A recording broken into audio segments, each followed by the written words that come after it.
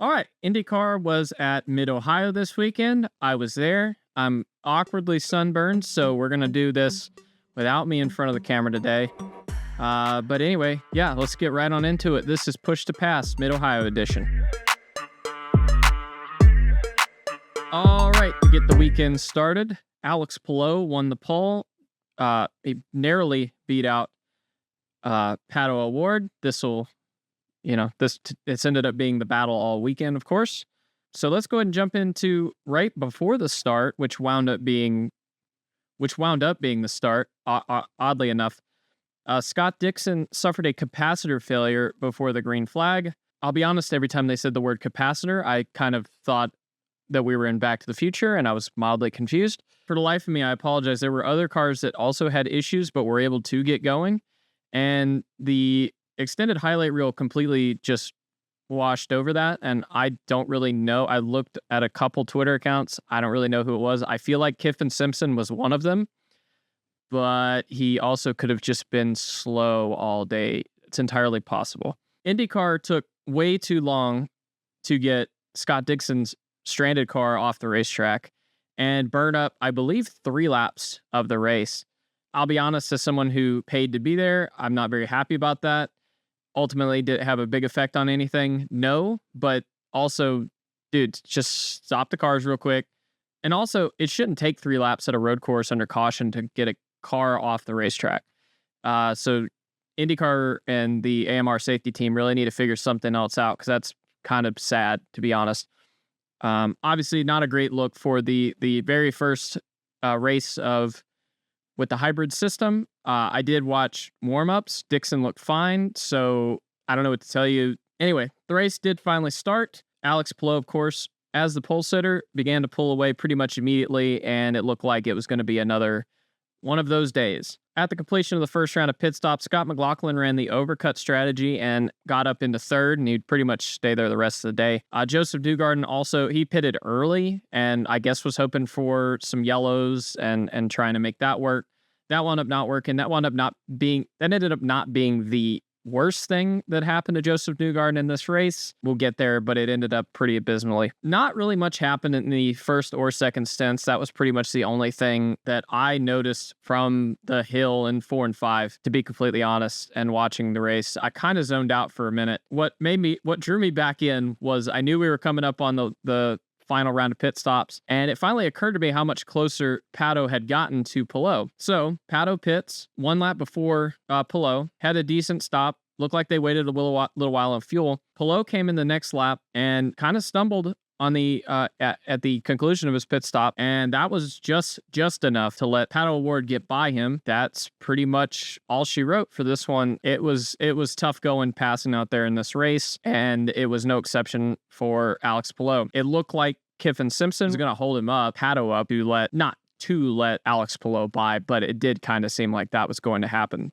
And it didn't. They all just kind of ran together and stayed a half a second apart from each other for 20 laps. Wasn't particularly interesting, but I'll get into that in a second. So yeah, the only other thing that happened on the last set, I think Grosjean spun as well. Whoever was controlling the camera angles at the track, I don't know if it was the NBC feed or not. It was kind of hard to follow some things. Like there were times where they would just kind of hang on an onboard camera for a while. Like when Scott Dixon came back out, they just kind of hung on his onboard for 3-4 laps. And I'm just like, I guess I'm going to take your word for it that nothing else is happening here. On lap, I believe 62, Joseph Newgarden sped, and then on the pit lane proceeded to come back down and speed again, and then got popped for something else again and ended up with a stop and go penalty. Joseph's race went from okay-ish. They were going to cycle out to about 9th or 10th or 12th or something, and he wound up 25th. That's rough. So anyway, what did I think of? So anyway, yes, Pato O'Ward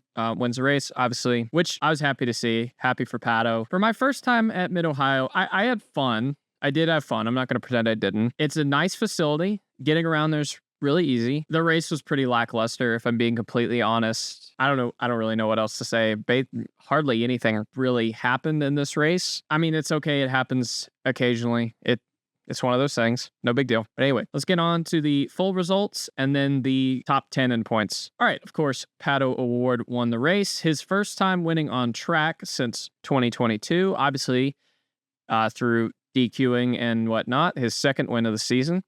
Alex Palou finishes second. After dominating all day, it looked like he was going to easily win this race. Obviously did not happen.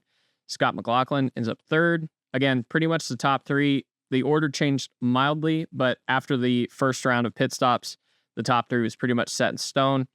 Colton Herta ended up fourth, which is where he started. Marcus Ericsson ended up fifth, which is where he started. Alexander Rossi ended up sixth. He gained one spot. Lundgaard, seventh. He gained a couple. Kirkwood moved up a bit. He ended up eighth after starting 14th. Christian Rasmussen finishes ninth. Santino Ferrucci ended up 10th after starting 21st, which is kind of incredible. I wish I'd have realized that in a moment. Will Power ended up 11th. David Malukas fell back to 12th after starting third. I'm not really sure what happened there. I just know he was up there and then he wasn't, and I'm not really sure. But give a shout to Toby Sowery in the Dale Coyne Racing 51. He finished 13th after starting 24th, which is pretty remarkable. Yeah, I don't know. He didn't do anything. He did a great job, obviously. So yeah, good.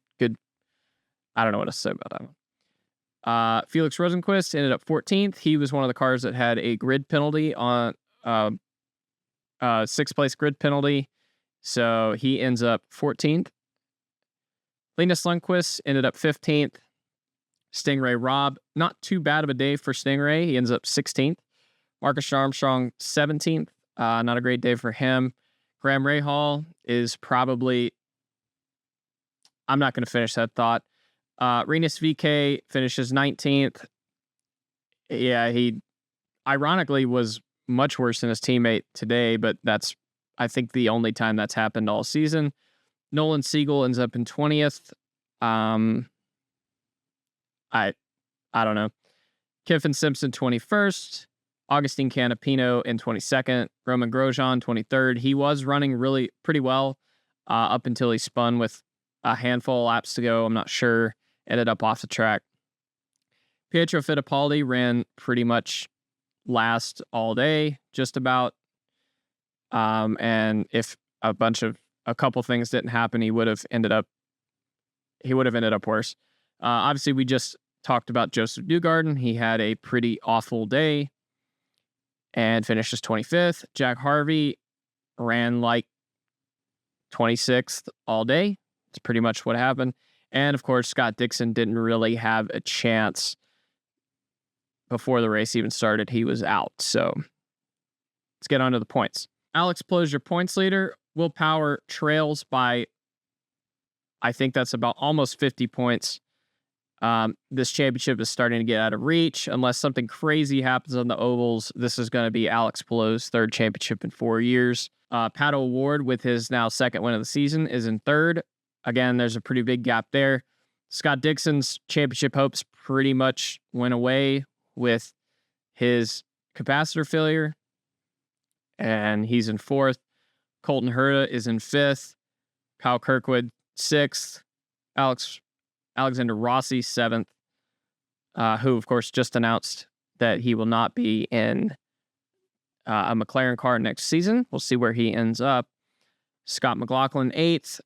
Felix Rosenquist, ninth. And Joseph Newgarden, 10th. Pretty much everything below that is the same as it has been. So, yeah, that's pretty much it for Mid-Ohio. I had fun. Not 100% sure if I'm going to go back next year. Probably not. I'll probably try and find something else to do next year. But yeah, we'll be back here. I think it's next week for the Iowa doubleheader. That should be fun. And if you enjoyed this, you should leave a comment. You should like it. If you didn't like it, you should dislike it. And we'll see you guys next time. All right. Bye-bye.